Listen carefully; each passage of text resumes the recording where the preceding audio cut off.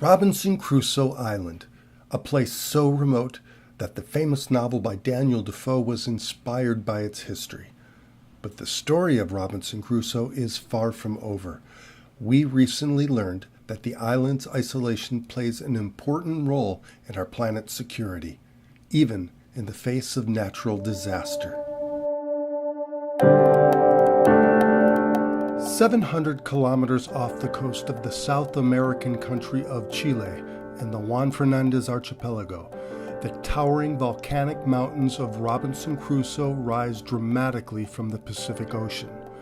Far from most anywhere, few live here, and only a handful will ever visit its magnificent shores. But just like in the novel that inspired its name, paradise can change in an instant. Tsunami, para nosotros, tsunami, no sé, para mí, un tsunami, no sé, nunca lo asimilé que iba a ser así tan terrible, salirse al mar. Juana Barreras will never forget the early morning hours of February 27, 2010. Hoy se cumple un año más del desastre del tsunami. Mi tío Luis, el Maite Arredondo, la Chabelita, Isabel, ellos lo encontraron muerto en la playa. Tuvieron la suerte de aparecer. 4 years ago, a massive 8.8 magnitude earthquake rocked the Chilean mainland, launching a merciless wall of water that would slam into Robinson Crusoe in less than 45 minutes. 16 people died that morning, and the village, home to only 700, was devastated. But the destruction from this natural disaster had even further reaching consequences. 5. Among the wreckage was scientific equipment for detecting a global man-made disaster.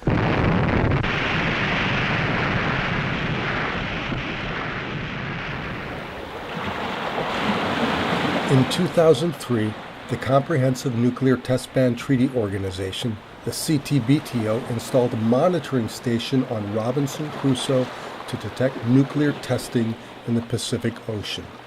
But in the blink of an eye, the tsunami swept the station from its foundation.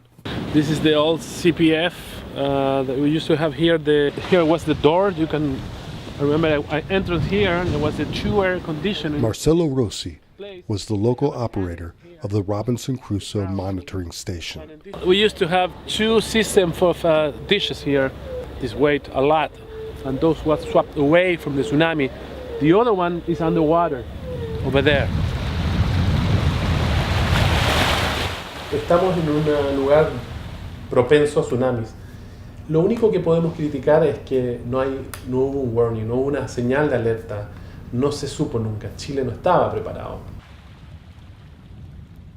The sensors from the island's monitoring station did pick up the earthquake and automatically relayed a signal around the world. But mainland Chile had the responsibility of raising the alarm, but no official warning ever came. Instead, a 12-year-old girl picked up an urgent call from her grandfather on the mainland. With only minutes before the tsunami would hit, she rushed with her father to wake the sleeping island by banging a metal gong. Marcelo heard the warning, but just as his family got to his truck to escape, the massive wave hit. Y entra el agua muy fuerte. De hecho, la casa que estaba al frente se destruye y la camioneta empieza a subir junto con mi señora y mi hija que estaba adentro. Marcelo pulled his son to safety, but while trying to rescue their daughter, his wife was swept out into the bay. Me comunico a través de gritos con ella y me dice que está bien. Yo no le creo porque la escucho muy deprimida. Ella estaba deprimida porque sintió que había perdido a Isabela y que se había ahogado. Y eso no era así. The water lodged the truck in the upper branches of a tree, just enough for Marcelo to pull Isabella to safety. Miraculously, the entire family, including Marcelo's wife, was spared, saved by the early warning of a distant gong. Al menos nuestra familia, yo creo que hubiéramos muerto los cuatro. Nos pilló afuera. Si no hubiéramos escuchado el gong, hubiéramos muerto. no estaría contando esta historia. 4 years have passed, and the people of Robinson Crusoe continue to haul away debris and rebuild. But the newly rebuilt CTBTO monitoring station was not yet back online, alerting the world to nuclear testing in the Pacific, the type of testing that once propelled a 5-decade-long nuclear arms race during the Cold War. On the sandy wastes at Yucca Flat, Nevada, a new series of atomic explosions are set off. Within 3 weeks of testing the first atomic bombs in 1945, the United States dropped bombs on Hiroshima and Nagasaki, Japan. By the late 1960s, 70,000 nuclear warheads, each thousands of times more powerful than the first bombs dropped on Japan, had been perfected through testing, many in the Pacific Ocean. This is Bikini. It is here that the military will conduct the tests with the atomic bomb. By the end of the Cold War, in the early 1990s, more than 2,000 nuclear bombs had been detonated during testing. On land, underwater, high in the atmosphere, and underground.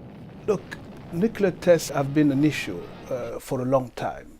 Lassina Zerbo is the executive secretary for the CTBTO. It's important to limit the proliferation of weapons of mass destruction, which goes by testing. And by doing so, we stop newcomers into the field of possessing nuclear weapons. But not only this, we also stop those who have it to not develop more sophisticated nuclear weapons. José Miguel Insulza, Minister of Foreign Affairs of Chile, to sign the treaty. Since 1996, 183 countries have signed the United Nations Comprehensive Nuclear Test Ban Treaty, voluntarily agreeing to stop or never begin the testing of nuclear weapons. A treaty signed in good faith, but verified with hard data. Right now we are at the International Data Center at CTBTO headquarters in Vienna. Georgios Halarbas directs underwater monitoring for the CTBTO. The IMS, the International Monitoring System, is a network of 321 stations and 16 laboratories to monitor continuously the world for signs of nuclear explosions. In a sense, it's a global alarm system and is unique. Back on Robinson Crusoe, well before dawn on the 4th anniversary of the tsunami, Marcelo begins coordinating an international team of engineers, oceanographers, software designers, and contractors. Bueno, es un momento especial porque se está recuperando el sistema que estaba sumergido bajo el agua, ¿no? Tal vez fácil decir, bueno, la estación se fue y no sigamos, busquemos otro lugar. Y sí, es como un reconocimiento también y reafirma la creencia del lugar. Robinson Crusoe is critical to the CTBTO International Monitoring Network. Just offshore, the transcontinental cable ship, the CS Responder, has 6 underwater sensors called hydrophones that are waiting to be deployed to the ocean floor 25 kilometers north and south of the island. Resting at a depth where sound travels great distances, the triangulation of these underwater microphones allows the CTBTO to not only detect but pinpoint the exact location of explosions throughout the Pacific Ocean. You do hear sound underwater, and if you stick your head in the water while you're swimming and there is a little motorboat even far away, you think it is much closer than it actually is. Mario Zampoli is a hydroacoustic engineer with the CTBTO. Because sound travels extremely well underwater, and that is also the reason why these hydrophones can hear explosions and sounds almost throughout the entire Pacific Ocean. Robinson Crusoe's vertical mountains are also ideal to detect disturbances in the atmosphere. There are 8 infrasound sensors on the island's mountaintops.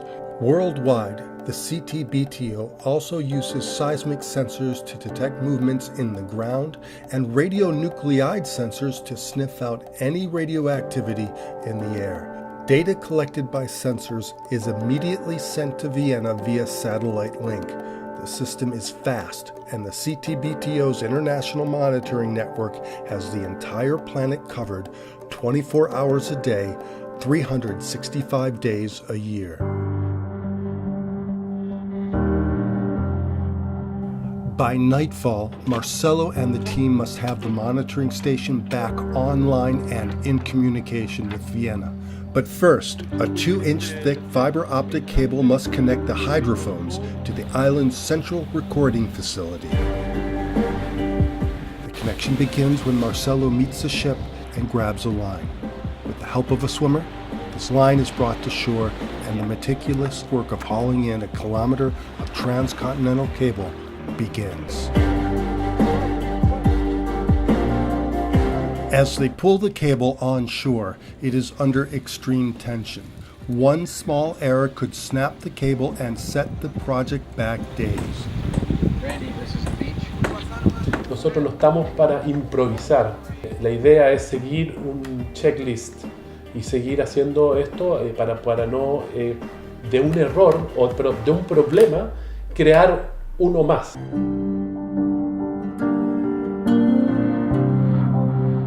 But even this highly skilled team is no match for poor weather. Rain has slowed the project to a crawl, and now the tide has moved out, making it almost impossible to pull in the cast iron split pipe that will protect the cable from human activity near shore.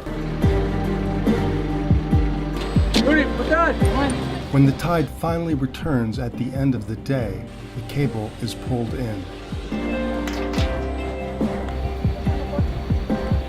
All of this work is ultimately centered around these tiny fiber optic hairs. They are connected and initial tests begin. CRF is the cable vault. This is CRF. Okay, everything is checked out. The calibration is complete. Confirmed. The data is immediately received by the CTBTO data center in Vienna. Robinson Crusoe is back online. Estamos de vuelta en el sistema de monitoreo mundial. Somos parte nuevamente de eso. Y no solamente para tener un tratado internacional, sino que también puede ayudar para otros lugares del mundo en detectar si es que va o no un tsunami. While Chile works to ensure an early tsunami warning system for its people, the CTBTO International Monitoring System will continue to share its data for a variety of scientific purposes.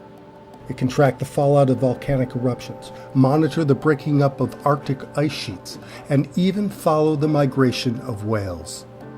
And while the Robinson Crusoe station may be monitoring the Pacific once again, the CTBTO global network is still facing its biggest challenge yet. Some countries have yet to give the Test Ban Treaty its full support. I mean, you're right. The Comprehensive Test Ban Treaty hasn't entered into force yet. 8 countries have yet to ratify the Test Ban Treaty. Without ratification, the CTBTO cannot fulfill its mandate to conduct on-site inspections of suspected nuclear tests. We can detect an event, we can make the information available to our member state, but we need our on-site inspection capability. How long will it take before the Test Ban Treaty enters into force? That will be decided by world leaders, balancing their own country's needs for security with the threat of nuclear proliferation.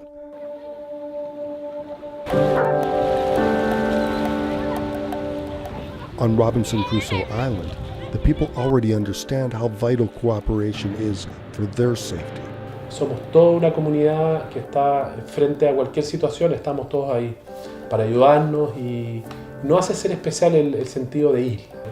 La lluvia, el viento, el mar, todo produce una sensación de aislado, pero eso también te hace más fuerte y puedes resolver sus propios temas, ya sean alimenticios y de convivencia en general. While over 2,000 nuclear bombs were detonated before the Test Ban Treaty was signed in 1996, Only 3 have been detonated since, all by North Korea. Meanwhile, the CTBTO is working around the clock to ratify the test ban treaty, entering it into force and taking another step closer to stopping nuclear proliferation.